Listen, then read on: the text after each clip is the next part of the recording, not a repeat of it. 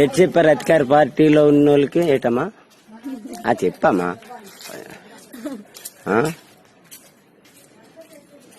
అమ్మా ఏటి చెప్పారు? ఇప్పుడు బాబే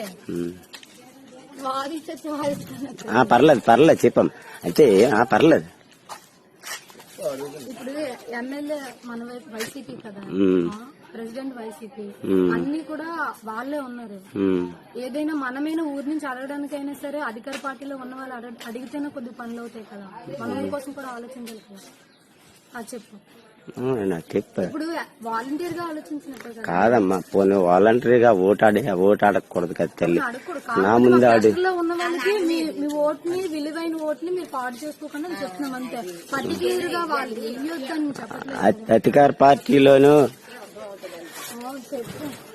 అధికార పార్టీలో ఉన్న దానికి ఇయ్యని చెప్పడం కరెక్ట్ కాదు కదమ్మా. అంటే మన ఊరు కోసం ఆలోచిస్తే కొంచెం లాజిక్ అనిపించట్లేదు బాబాయ్. చిన్న లాజిక్ ఆలోచిస్తే అంటే అధికార పార్టీ ఉంటే గెలిస్తే పనులు అవుతాయి. అయితే అప్పుడు ఎగనిస్ట్ పార్టీ ఉండకంటే అధికార పార్టీ ఉంటే పనులు అవుతాయి. ఆ పార్టీకి ఇచ్చేవాళ్ళని చెప్పాలి కదా మీరు. వాలంటీర్లు పోటీ లేకుండా డైరెక్ట్ గా అధికార పార్టీకి ఇచ్చేవాళ్ళు ఎక్కడ ఏమని అధికార పార్టీలో కాంప్రమైజ్ అవ్వండి కాదు.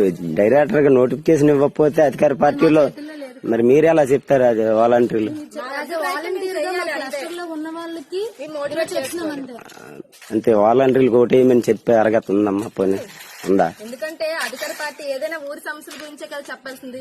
ఇప్పుడు ఊరి సమస్య ఏదైనా మా క్లస్టర్ లో వచ్చి మమ్మల్ని అడిగేటప్పుడు మేము ఎవరికి చెప్తాము? మా పై అధికారులతో చెప్తాము, అధికార పార్టీ ఉన్న వాడికే చెప్తాము. మీకు వచ్చి చెప్పినా మీరు చేయలేరు, పక్కాగా చెప్పేస్తున్నారు. మీరు చేయడానికి కూడా అక్కడ అవ్వదు. నేను అది వీళ్ళు వచ్చి అడిగేది మమ్మల్ని కాదమ్మా. మీరు అడగండి. ఓటు బాలెట్ పేపర్లు పట్టుకొని ఓటు అడగడం అయితే కరెక్ట్ కదమ్మా. అది ఎక్కువ పట్టుకోమనుకోండి, పట్టుకోకపోయినా సరే మేము చెప్పేది దాని గురించి కదా చెప్తాము. దేనికోసం?